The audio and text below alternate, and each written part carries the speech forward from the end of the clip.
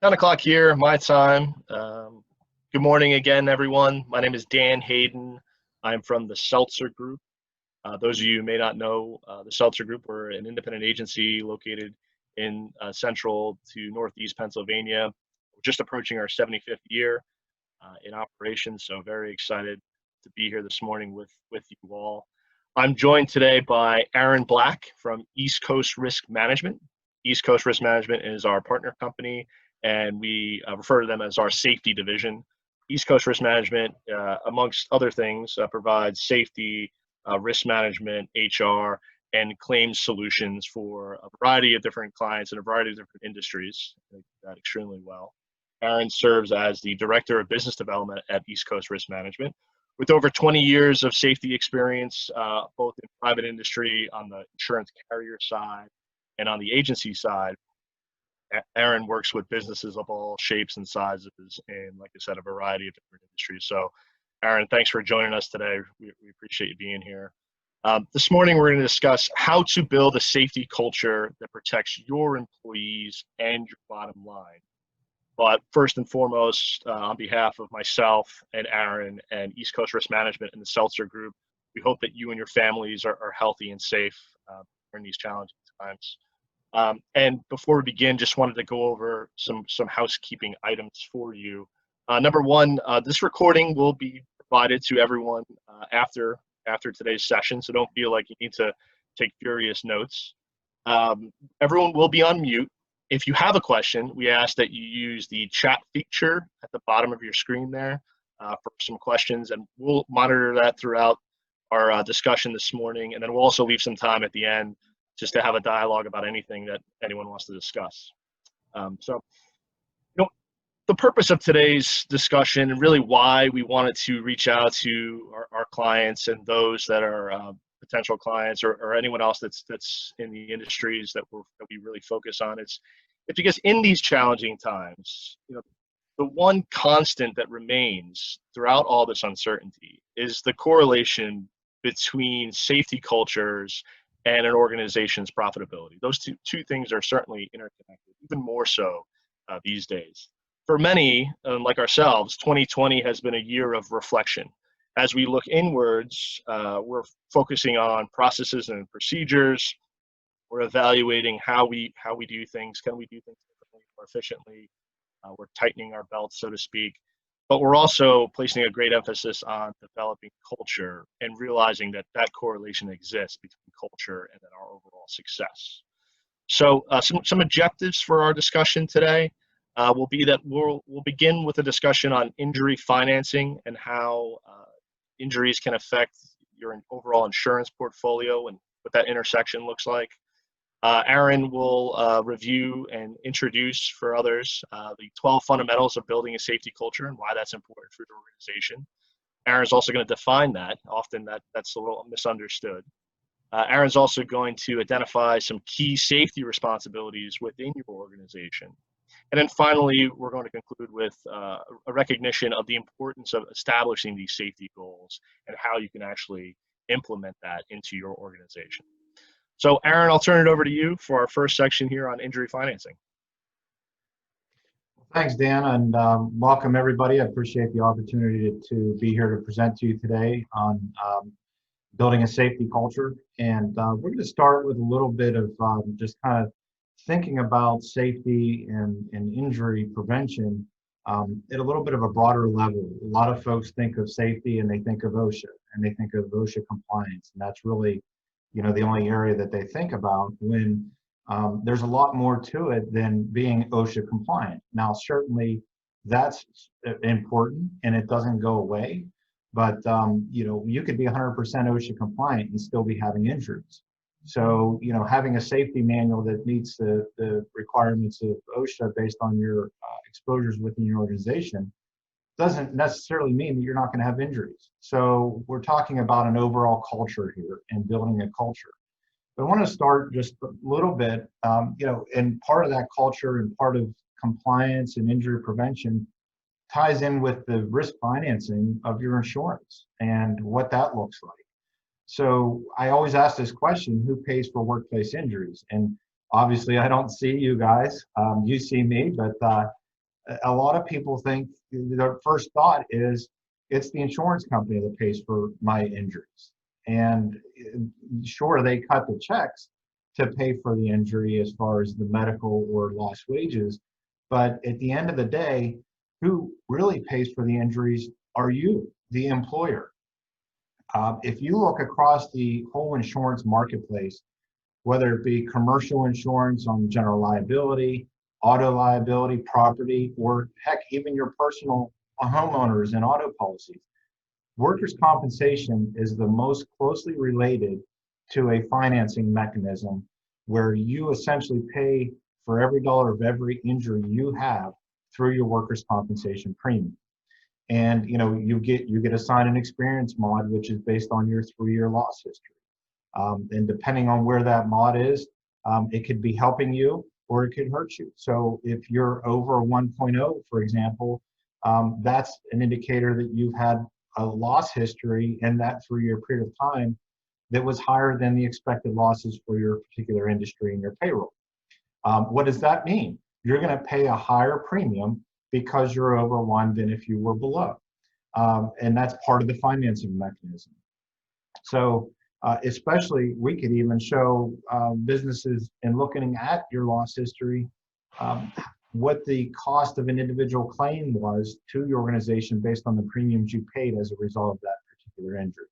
So when you think about insurance and paying for injuries, think about the amount of money that you spend annually on your workers' compensation premium and how that translates into actually paying for the injuries. The other part of it is looking at, when we're talking about right now, is your direct costs of the injury, which is, the medical payments, medical expenses for the treatment of the injury. And then you have the wage portion, which is the indemnity. Beyond that, all those indirect costs, the hiring time to bring somebody else on, the lost time of people, responding to an accident scene, all those types of things are indirect costs and oftentimes are higher than the actual direct costs. So there's certainly another element there. Then if you think about the revenues to pay for one injury, and this is the chart showing, what's your profit margin look like? Is it 2%? Is it 3%? Is it 4%? So if you take a $5,000 injury and you're at a 2% profit margin, it's going to take you $250,000 of revenue to pay for that one injury. And again, we're talking about the direct costs. So just wanted to kind of put that perspective in it, and thinking about an overall successful program in building a safety culture. It translates into what your risk profile looks like, how you are marketed to the insurance marketplace, and certainly Dan can talk to some of those things. And as we go through this, there will be a couple other areas where it's going to tie this even closer together. So let's move to the next slide here. And this is always a little bit better when you're face to face to kind of get a little bit of reaction from the audience. But I'll ask the question, where should we be focusing our attention? On unsafe acts or on unsafe conditions? Most people, most safety professionals, most loss control people really tend to just focus on conditions and not focus as much on unsafe acts. Well, that's kind of the direct opposite of what we should be doing. Again, like I said earlier with OSHA compliance, it's important. It needs to be done. Unsafe conditions need to be addressed. I'm not saying don't address them. But if you look at injury and injury statistics over any period of time, any carriers, you're going to see that predominantly 75 to 80% of injuries are caused by unsafe acts, not unsafe conditions. So we need to focus and change that focus a little bit and look at how employees are performing their work. So we look at these two photos here, and the one on the top gets blown up in the next picture. What this is, just in case you're trying to figure out what you're looking at here, this is a ship in the harbor, right, getting repaired. And we've got a plank across the dock. and we've got a guy on the end of the plank over the bay or whatever. He's welding or attaching something. Right. And I always ask the question when we get to this photo, who do you think the supervisor is? Who do you think the foreman is here? So just think about that for a second. And some people will say it's, it's the guy back here, right? Because everything goes wrong, he can bail out quickly. But I think that when you think of it this way, you will probably mostly agree with me that the supervisor is probably this guy. Why is that? Because he's going to say, I'll go out there and do it. I don't want to put any of my guys at risk, but I'm going to go out here and do something really stupid while you guys stand on the other end of the board to keep me from falling in.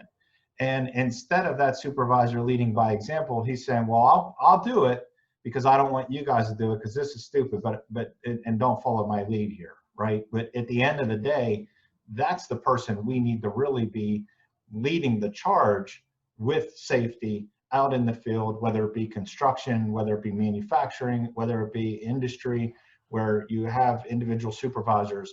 They really need to participate, and you'll hear me talk more about that a lot as we go through the presentation and talking about the fundamentals of building a safety culture. Then we look at the accident pyramid. Okay, these are all things that we've all seen at one time or another. And this accident pyramid has evolved over time, and hasn't evolved a lot, but it really has evolved in certain aspects. The one thing you may notice here is there's actually another tier added to this accident pyramid, and that's at-risk behaviors. You traditionally don't see this pyramid with that at-risk behaviors at the bottom. It usually starts with near misses. And the point of the accident pyramid is we need to be paying attention to these things down here so that we can avoid the things that happen up here. So put that element into this pyramid instead of we're just focusing on near misses, which is often, actually, that's an element that's missed a lot. A lot of companies start here at medical only claims, or even worse yet, they start here. What I mean by that is we're not doing anything to address any behaviors or any exposures or any near misses. We're not doing anything. We're just ignoring those things, and we don't take any action until we have a lost time claim to look at what happened and how we can prevent it from happening again. So when you look at the accident pyramid moving forward, don't forget to look at this 30,000 things at the bottom, which are the at-risk behaviors. Absolutely, Aaron. I'm glad you brought that up, and that's consistent with what we see in our field when we're evaluating or providing a risk assessment for our clients or prospective clients. Often, a company like yourself is brought in when there's already a problem that has existed, when we're at a frequency or a severity issue from a claim standpoint, when we've experienced significant lost time claims. So I appreciate you saying that analysis really should begin much farther back and looking at at-risk behaviors.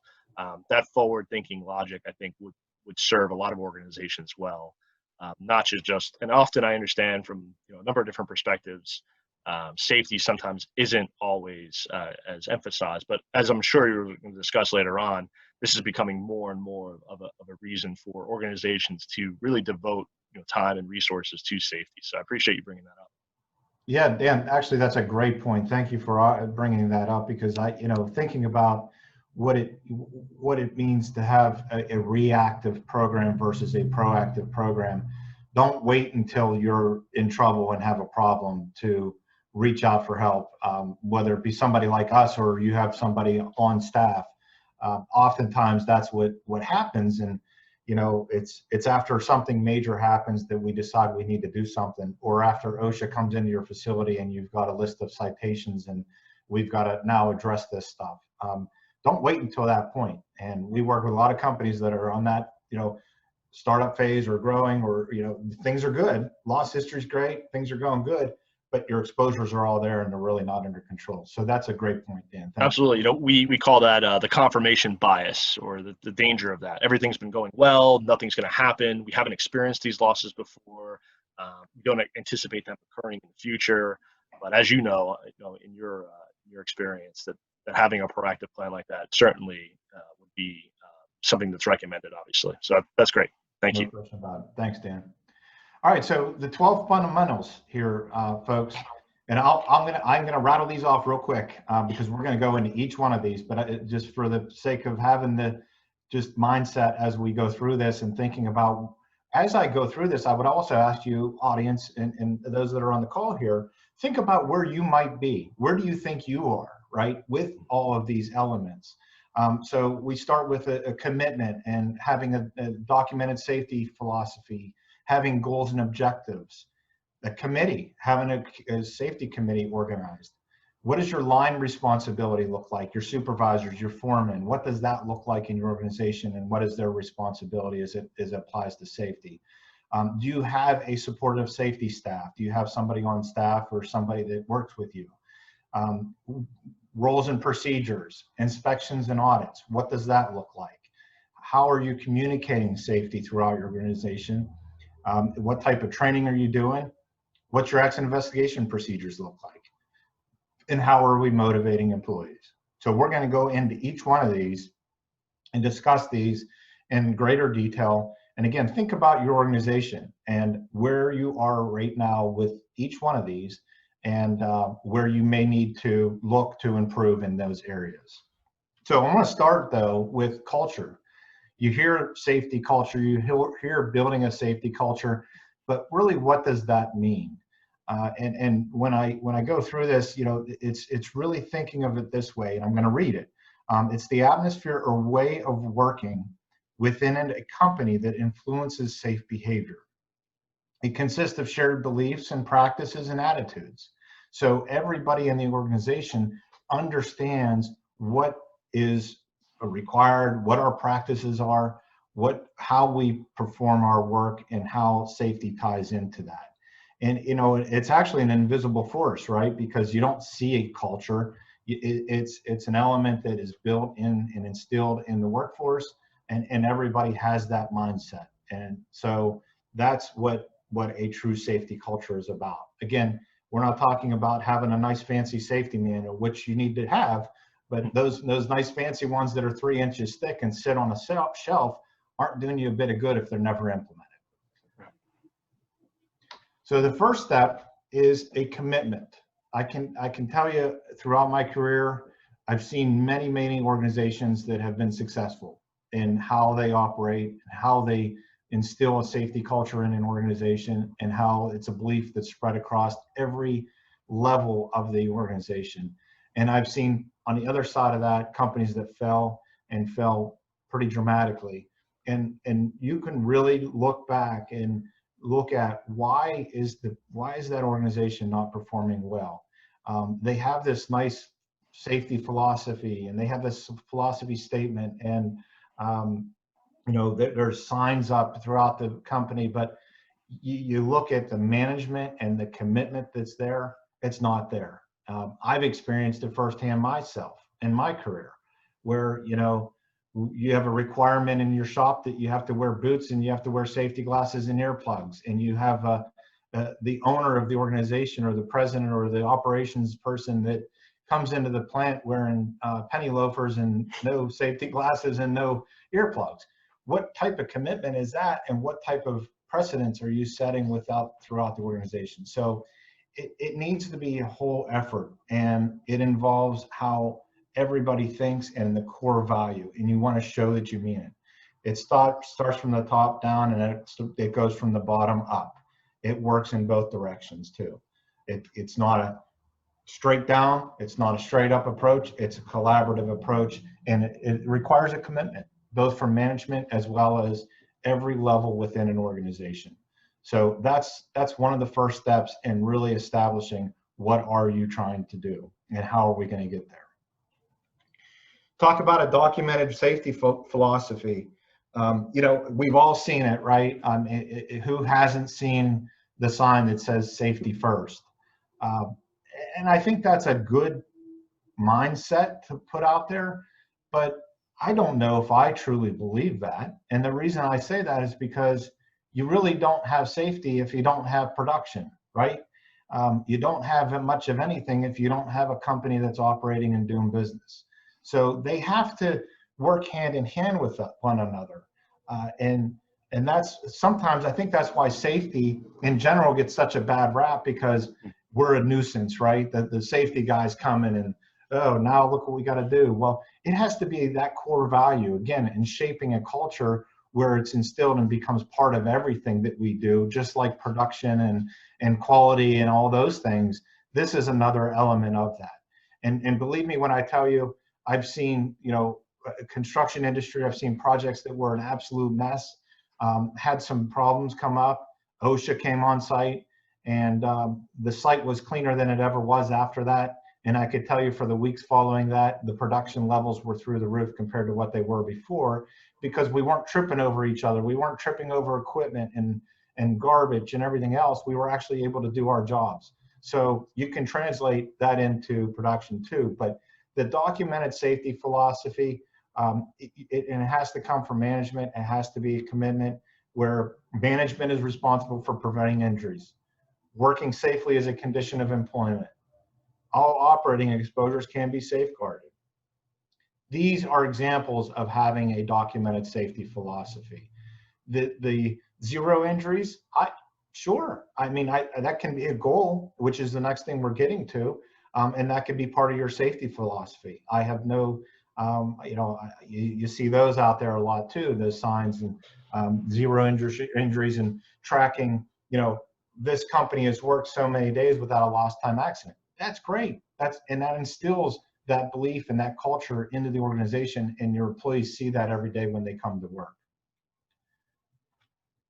So going into safety goals and objectives, we talk about a goal, that's the difference between a goal and an objective is the goal is the long-term goal at the end of the tunnel. Where do we want to get to? And the objectives are those steps we're going to take to get to that goal. So your objectives are short-term targets, and again, these 4 bullet points here, they should be set at each level of management. They should be reasonable, measurable, and time-related. So we want to be able to translate that, and how can we measure something like that? What are some of the areas that we can measure? Well, I'll give you an example. Next slide here is one of the things we do with our clients, and when we're working with them on safety and accident prevention and claims and HR, we look at how can we measure some of our goals. Well, one area may be, let's look at our OSHA injury and illness statistics and look at our injury rates. How do they compare to the industry average? So we track year after year the total recordable cases each year, the lost and restricted workday cases. And you could even look at it not only from reducing the total recordable incident rate, TRIR, and the DART rate, which is days away restricted time. You could look at it in 2 areas. You could say, we want to reduce the total number of recordable cases by 2 next year. So we want to go from 8 to 6. That's a goal, right? What are the objectives you need to get to achieve that goal? That's what you need to determine. You may also look at it and say, we want to improve our total recordable incident rate by 10% from last year to this year. So you can track that. And your incident rate is a calculation based on a fixed number, 200,000, which is equivalent of 100 employees working 50 weeks in a year, and it becomes that fixed number. So you compare like businesses, regardless of size, to your industry. Now, Aaron, before you move on there, I just had a quick question.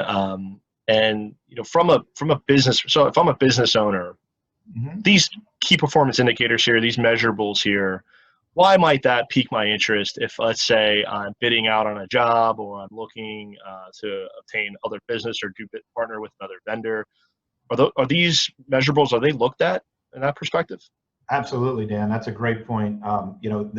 It's actually used in some instances for pre-qualification criteria. If you're over the industry average for your classification, and by the way, you're looking at comparing your NAICS code, and this one was actually a food processor, food manufacturer. So if they were bidding work to another food processing company to perform tasks. We're not talking just about construction. This ties into manufacturing too. If you're working for Ford or GM and you're building a part for them, they're looking at this stuff too. So what's the point? Where am I going with what I'm saying? They use this as a qualifier to determine whether or not you can work for that company. And if you're over the industry average or whatever benchmark they select, you may not even be on the list to bid the bid work. So that's a great point, Dan. And you know, the other one is the experience mod, right? You've seen that, Sure. and how that plays into it. A lot of companies use the experience mod as a qualifier. If you're over a 1.0, for example, and that's just usually what's used, you may not even be able to work for that company. Some of them, I've seen them as low as saying, if you're not better than a 9.90 or better, you're not working on this job, or you can't work for our company. So great point. So these are examples. These are examples of things that you can measure. And these are also examples of things that impact you beyond those numbers and how you compare. Because, you know, I talked about the insurance cost and implications, right, the mod might have. But it may have even a bigger impact to you because you may not be able to work for a particular client because of that. So again, that's beyond just construction, folks. That hits a lot of different industries. Committee organization. I see a lot of companies that have safety committees, and a lot of companies that I see that have safety committees kind of aren't really accomplishing anything. They're having an hour, 2 hour, 3 hour meeting sometimes with a whole bunch of people that's really not organized. It's coffee and donuts, and it's an opportunity to come and complain about things that aren't related to safety. That's what we see a lot of. And, you know, you really have to set up the committee and structure it in a manner that's going to be successful and have designated responsibilities within the committee. Have a regular membership, but you also want to rotate that membership. You want to include people from each entity within your business. And you want to include workforce level, employee level, and supervisor level employees so that you can collaborate and use that committee as a forum to talk about the things that we need to prioritize, the things where we need to focus our attention, whether it's exposures we have, or maybe it's, hey, we had a loss control guy come out from the insurance company and his report wasn't very good, and there's a whole list of recommendations on there. How are we going to tackle that? Let's talk about that in the committee and work as a team to decide how we're going to do it. And you know, Dan, to that point, with an loss control rep and coming out and writing a letter with a bunch of recommendations, you know, who else sees that report at the carrier level?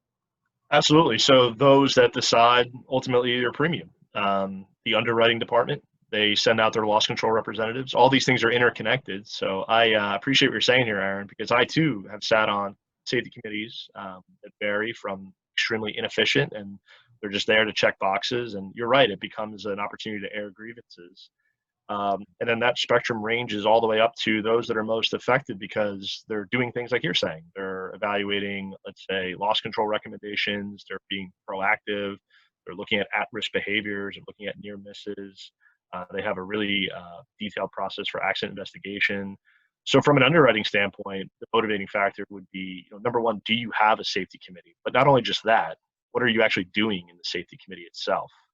As an employer, your motivators certainly, I think, will be twofold. Number one, obviously, you know, your safety committee is designed to identify hazards, discuss preventative measures, implement mitigation strategies to resolve those hazards. That way, you know, your people can go home the same way they came to work that day. So certainly, there's that aspect to it. But also, there's certainly a financial motivator as well. In Pennsylvania, and this is not always known to employers, the state of Pennsylvania will offer a 5% discount on your workers' compensation premium if you have a certified safety committee. And the certification process, and correct me if I'm wrong, Aaron, you know, it's not overly complicated. There's some administrative tasks that you have to perform, like monthly meetings, keeping agenda minutes, attendance records. You have to have an annual safety committee training. But otherwise, there's really not, the barrier to obtaining that 5% really is not that difficult. Aaron, you had mentioned something earlier about, when someone thinks of safety, they automatically think of, as it being a negative. And I've seen that firsthand with employers. They look at safety as really a barrier to their productivity. And I appreciate your comment earlier about how those two things are interconnected. I think that gets back to our principal objective for today is to show that how developing a safety culture really does affect not only your safety of your employees, but also can help you achieve maximum profitability. So I appreciate you highlighting that correlation there. Thank you. Absolutely, Dan. Thank you. And a lot of good points there. One thing I'll just add real quick to the 5% discount. We work with a lot of companies to help them establish and actually help to facilitate those meetings, do the required training. But I always tell companies forming the committee to get the 5% is really not a good reason to form the committee. It's an added benefit, and it is a financial benefit, no doubt about it. And I would encourage you, if you don't, to think about it. But think about it beyond that 5%, because quite frankly, if you're truly running a good committee that's operating efficiently, that's actually getting things done and working as a team to collaborate, your benefits are going to exceed 5% of your workers' compensation premium. So, and another example of that, Dan talked just a little bit ago when I said about the loss control, those letters, they're much for the underwriter, as much for the underwriter as they are for you as a company. When an underwriter looks at a business that does have a safety committee, it influences a little better feel to that underwriter that you are taking safety seriously. So there's more benefits beyond that 5%. I just want to mention that. So again, Dan, thank you for the couple of comments there. It was point on. Line responsibility is our next out of our 12 fundamentals, right? And it's oftentimes overlooked, quite frankly. And personally, I think it's one of the most important elements to an overall successful safety program and a safety culture, because they're the ones that are the front line of the organization that, and these, some people use different terminology. When I'm talking about line responsibility, I'm talking about foremen, supervisors, superintendents, whatever you call them in your organization. They are those people that lead your departments, right? And they are the ones that truly should be responsible for carrying out the policies set by not only the committee, but also by management as a whole, the executive management team, and that philosophy of safety and communicating those to the employees. Think back to the early slide with the ship at the harbor, right? And that supervisor that, and trust me, I don't know who the supervisor is in that picture. That's my assumption that it's the guy that's actually on the end performing the work. But lead by example. Even if the supervisor is on the other end of the plank, how is he or she leading by example by doing something like that? They're not. So again, like I said before, having a shop and you have the owner or president or whoever coming out in the shop not following any of the requirements that you say everybody else needs to follow, the same thing applies. If the foreman or supervisor or line manager isn't doing what they're telling you need to do, why am I going to do it? You got to lead by example.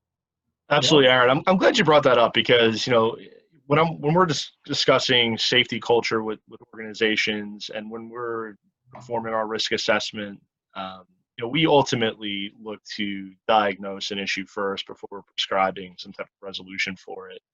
But often what we find is even those organizations that do have the fancy safety binder and they have these programs in place, and even if they have C-level buy-in or the executive leadership team buy-in or the president or the owner, whomever it is that makes decisions, they can be the most ardent supporters of safety committees and safety programs. But unless that's implemented at the line level, as you're saying, then we see that there's a disconnect there. So unless that is implemented, that just remains theoretical. It's like an abstract concept. It's great if the owner buys into that. But unless it's implemented on a practical, foundational basis at the supervisor or middle management level, then all that great stuff that's up there, it goes for naught. So that's certainly an interesting point, and often a dilemma that we find organizations in.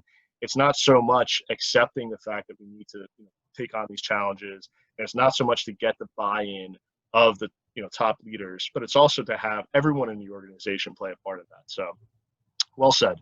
Yeah, thank you, Dan. That's another great point. And, this ties in really well with the next slide. And this is, it's a sweet spot for me because my background is safety and risk management. And I sat on the private industry side as a safety director, managing a company's safety program.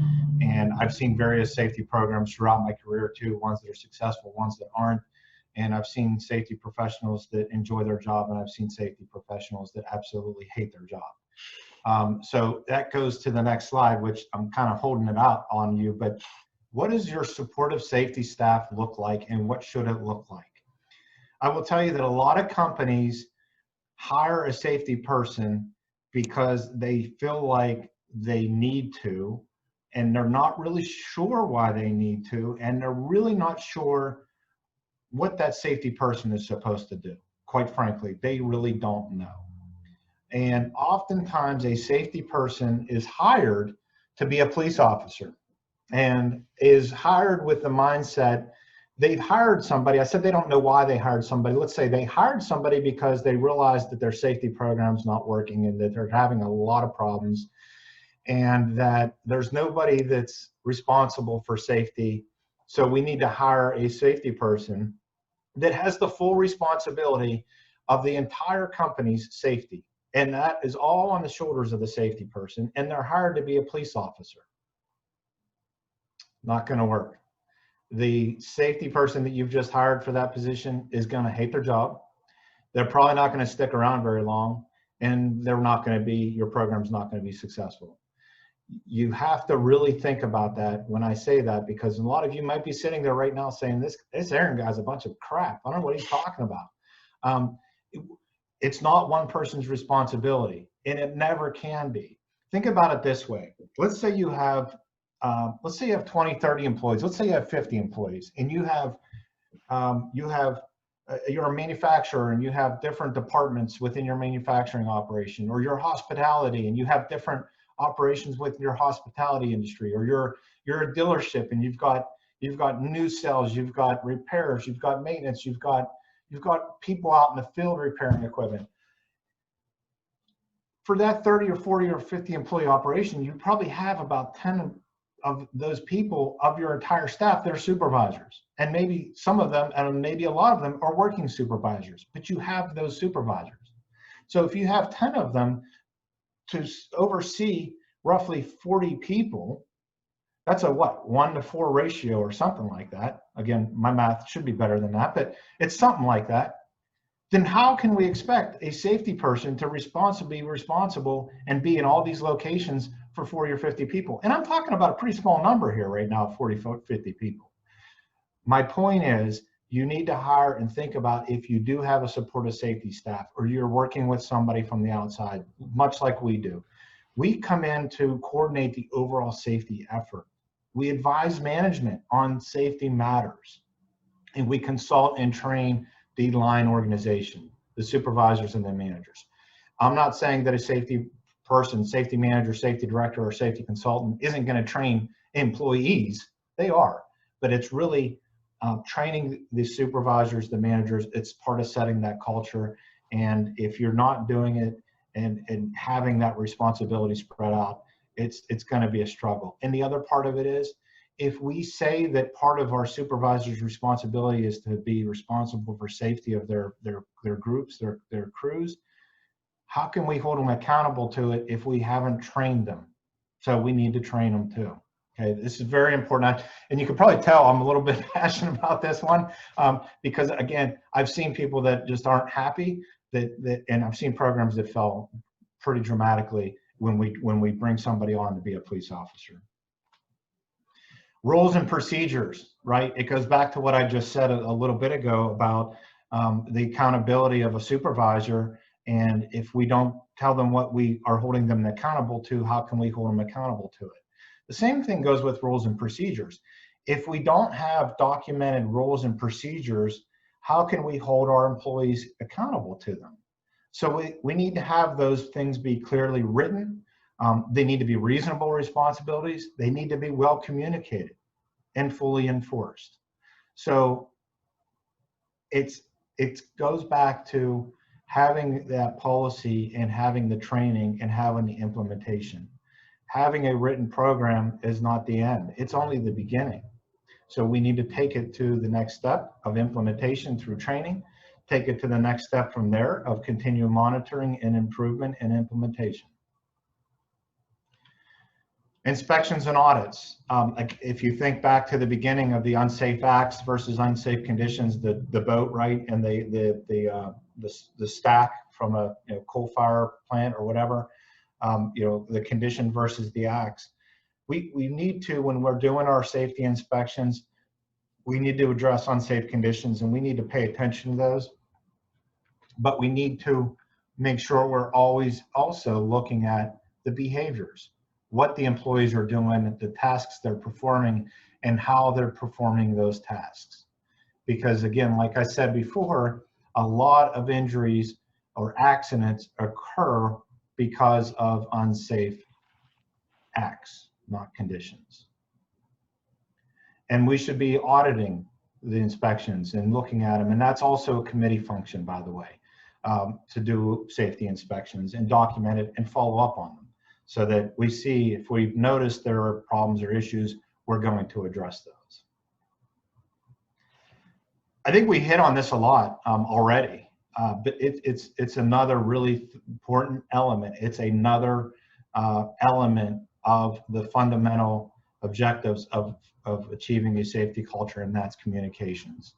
It's got to be a two-way street, and you've got to have management support, and that's why I said the committees.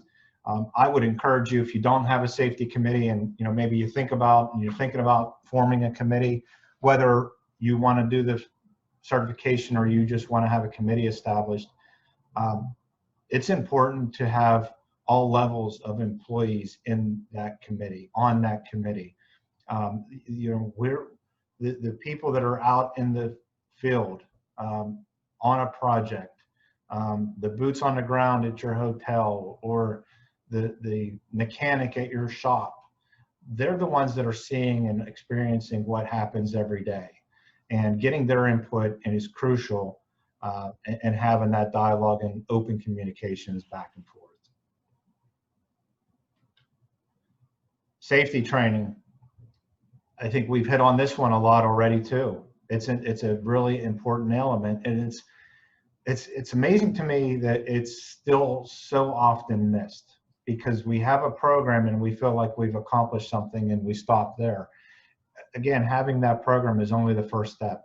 We need to orientate new employees. We need to train not only our employees, but we need to train our supervisors as well and follow up on that training. And part of that follow-up is the monitoring of the implementation of what we've just trained on. And it's a continuous process. It's an ongoing process.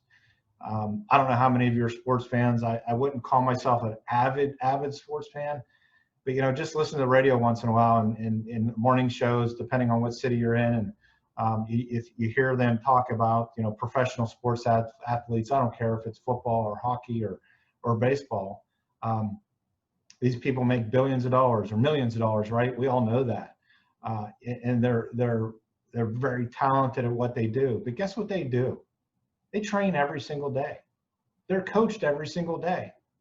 You could have the best quarterback in the league who is still coached every day, and continues to do training.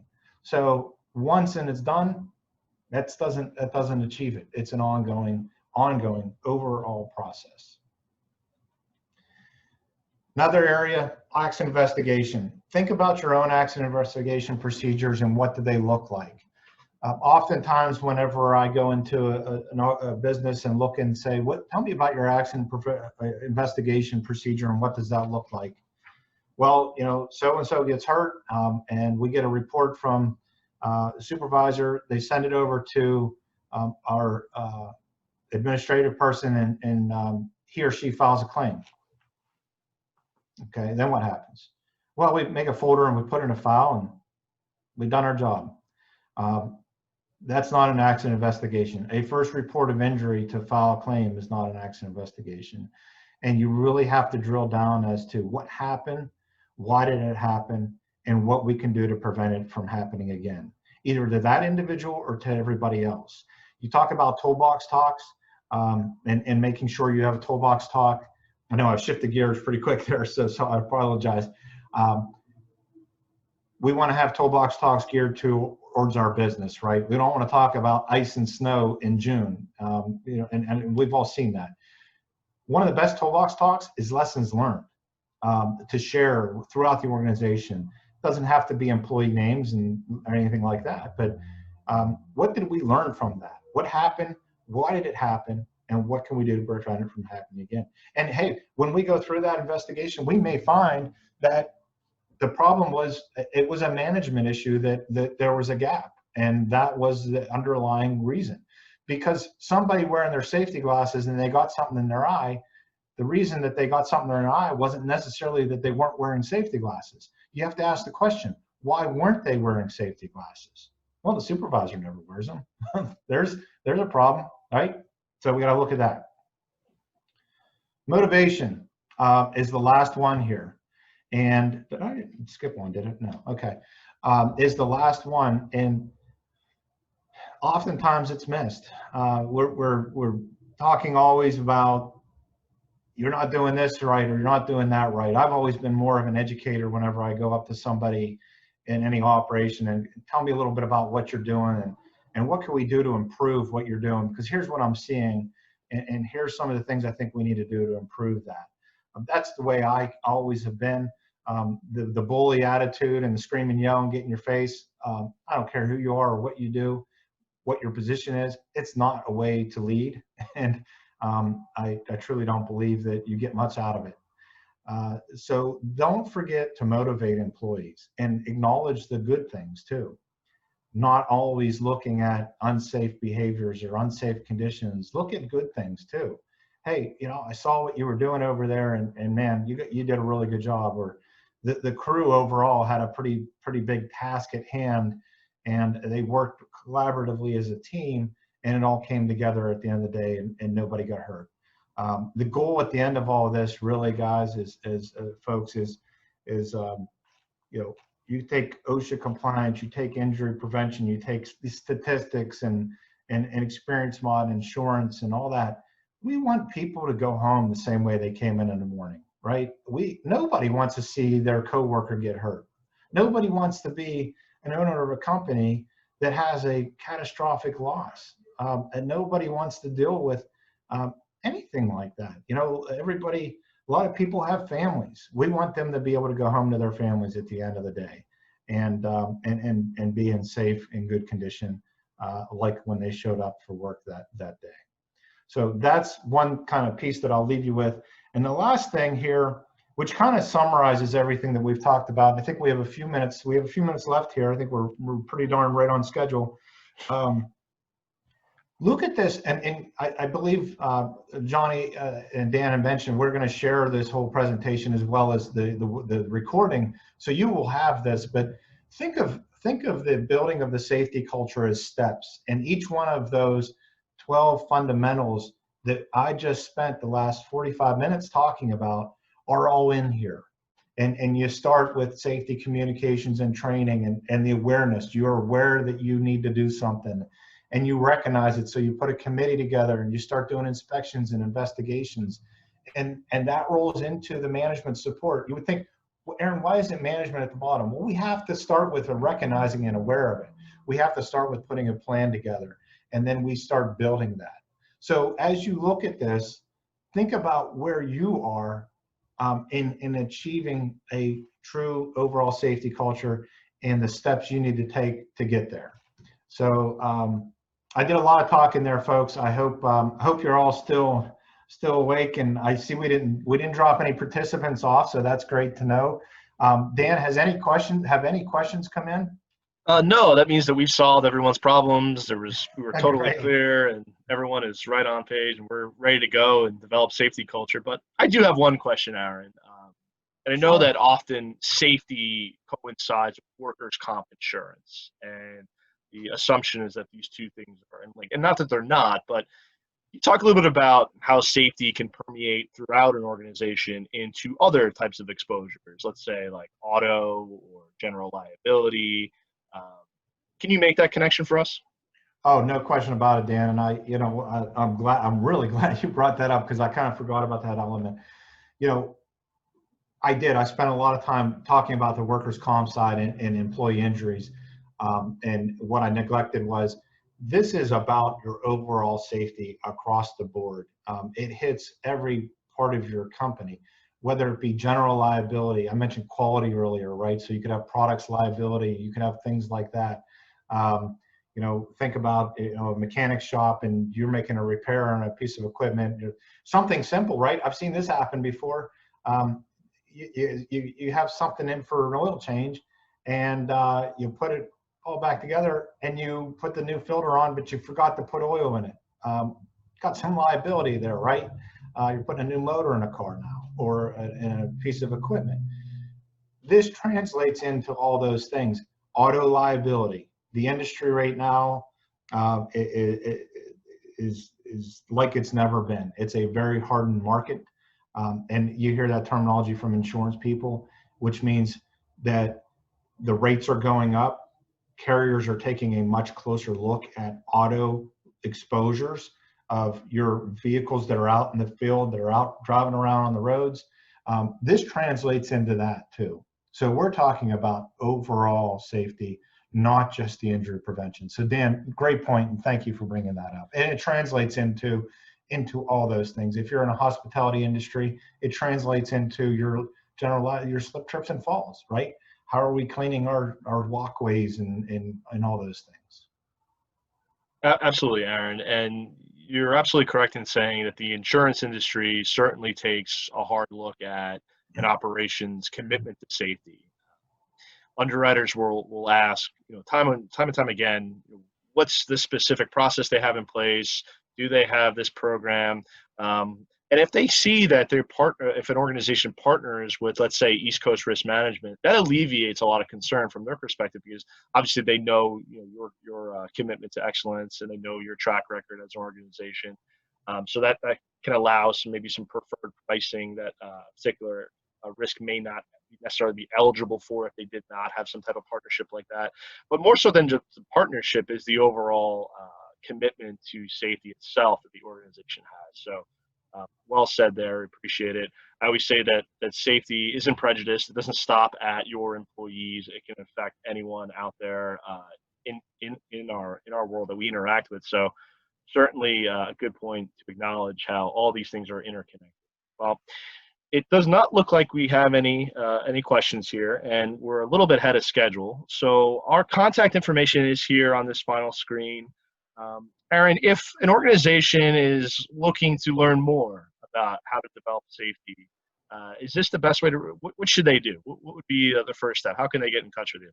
Absolutely. My email address is here, ablack@eastcoastrm.com. My direct line is there, and I will also offer my cell phone to everybody that's on the call, which is always a good place to get me, and that is 724-757-4779. If you have any questions about what we just presented today, and you just want to pick my brain, just want to ask me some questions related to that, please feel free to call me. If you want to talk about, hey, how do we engage with you? We would like to learn more about what you do at your organization at East Coast Risk Management, and see if we could be a fit.